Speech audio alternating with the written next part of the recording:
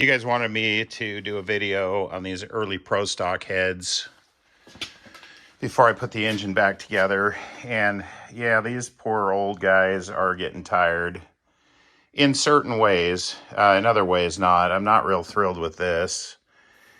Yeah, probably the next time this thing comes apart and gets reconfigured, it's going to require a little bit more welding. But anyway, these come as the port size on these is about the size of a quarter when we used to get them. There's no valve guides. There's not even machine work for valve guides.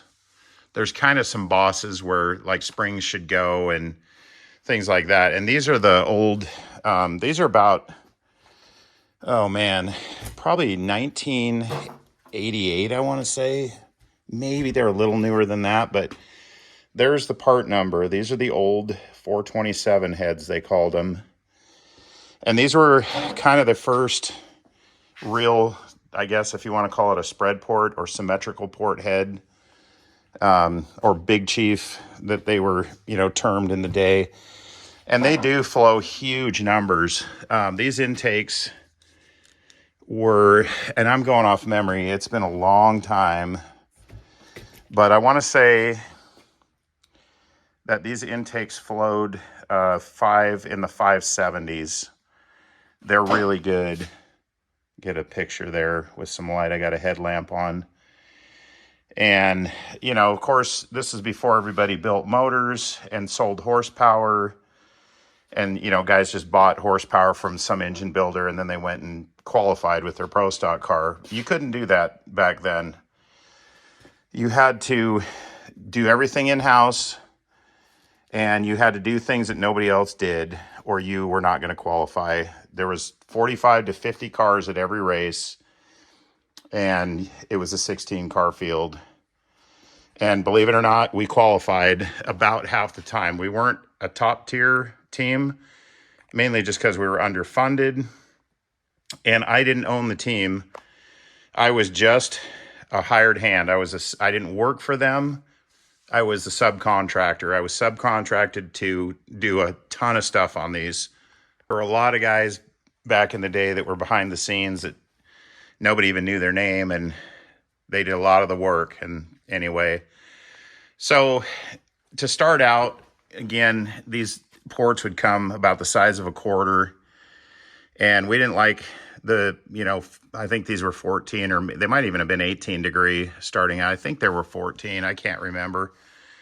So we welded a ton of material. That's why this looks all hand ground, like with a Dremel on here, is because there's probably that much material just welded onto the head. And then we rolled the head over. We angle milled the crap out of this thing. I don't know if you can see on the exhaust edge of the head how thin that is, but it's pretty thin because we rolled the heads way over. You can see it's milled clear up into the word Pontiac. And that's the other thing. You had to run.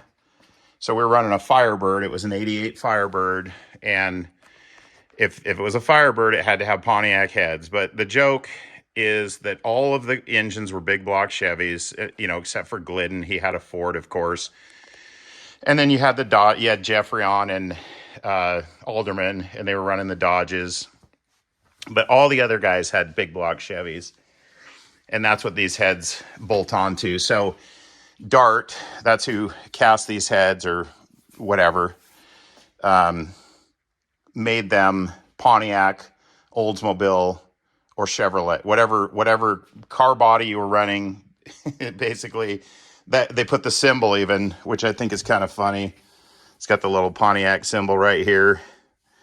But that's kind of the story behind the Pro stock head. So yeah, it's a Pontiac head. I'm doing air quotes right now. And again, these heads are so early in the Big Chief or big flow number cylinder heads. We had to add these, the extra bolt hole, which I'll show you again. We had to machine the block. So we made our own pads and machine those and then put dowel pins and Allen screws and basically bolt. So the bolt goes in from upside down and screws into the bottom of the head. So we had to make all that stuff too. That was not part of the original head. So anyway, bunch of material welded on, heads rolled over, completely welded up the combustion chambers, got these down to 76 cc's. It's a 2 4-inch, 400 intake valve. It's an inch 900 exhaust. It's titanium intake and exhaust. Now, originally, the valves were a lot shorter and the springs were installed at an inch 900, so just under 2 inches. And it was extremely unreliable. The springs were just getting killed, and we'd get about 10 runs out of a set of springs total before we junk them. And this is still back when we used to drive the cars back from making the quarter-mile pass. We did not tow back after the run. And first thing we would do when the car pulled in, pull the valve covers off, check all the valves and the valve springs. And inevitably, every pass, we had 1 or 2 broken valve springs. So it was very, very unreliable. So I put... these valves are, I don't even remember how much longer, but they are installed now. The springs are at 200. So they're about 300 thousandths taller installed height than they were. And then I sent them away to T&D, and T&D made me rock arms. They had these horrifying offset rockers on them, and T&D... I don't know how they did it, but they came up with rock arms that are not offset, and it's a 1:8 ratio. But I had to have the new rockers made because the valves are so much longer. And then the other feature that T&D has is the oil goes through the center.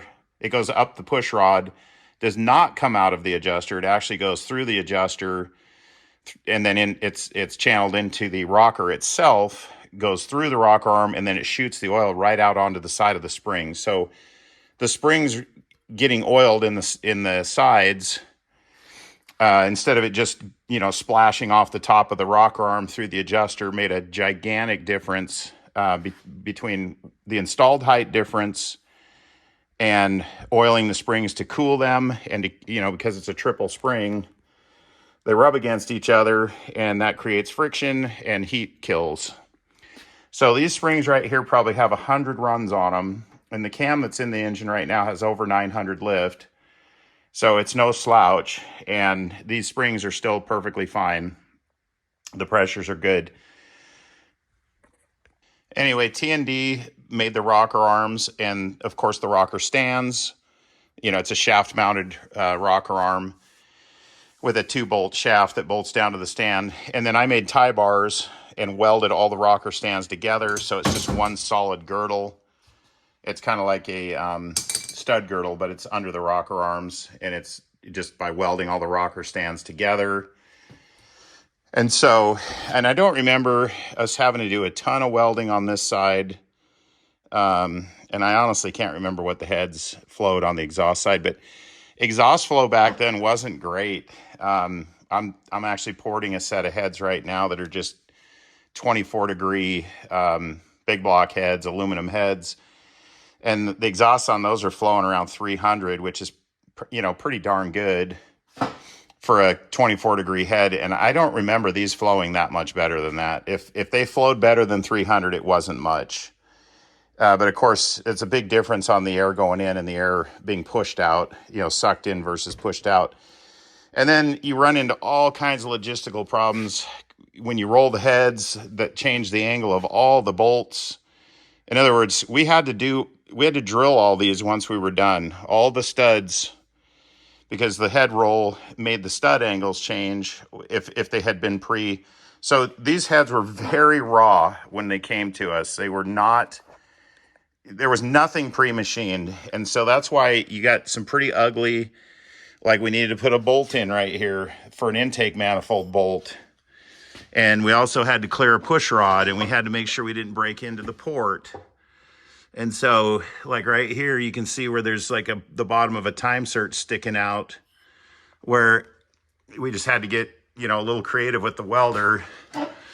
Some people asked me about the washers under the intake manifold bolts, and honestly, you have to be so careful putting this stuff together, because if your bolts are too long, you're going to hit the push rod, and that's not good. And you can even see it's polished up pretty good right there.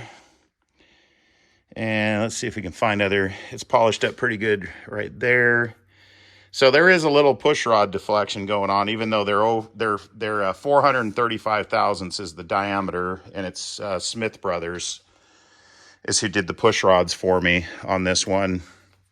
But when you're spinning a you know, big block Chevy push rod motor, and because the heads are so tall, you know, a conventional head, this would be the bottom of the head right here. In other words, this would be the deck. Look how much more head there is underneath these ports. And so those push rods are super long. And when you're spinning, you know, 9,000 plus, it's hard to have control of the valve train.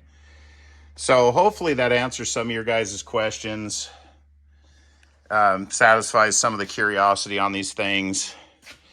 And I will keep you updated. Motor's going back together. I got a race on the 30th.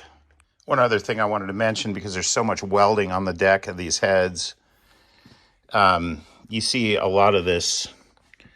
Let me find a spot. Like right there. You see that little hole right there? And that's everywhere. That's porosity in the welds.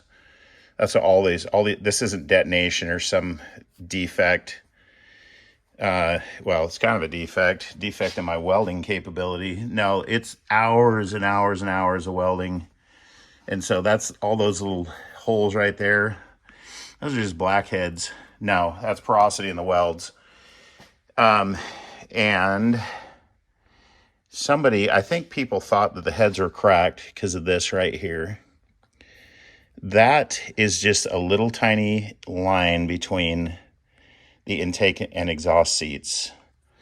It's the same on every chamber. If you look close, you can actually see the outer edge of the seat on the intake, and it's just a little gap where the seats don't quite touch each other. But it's been that way from day one.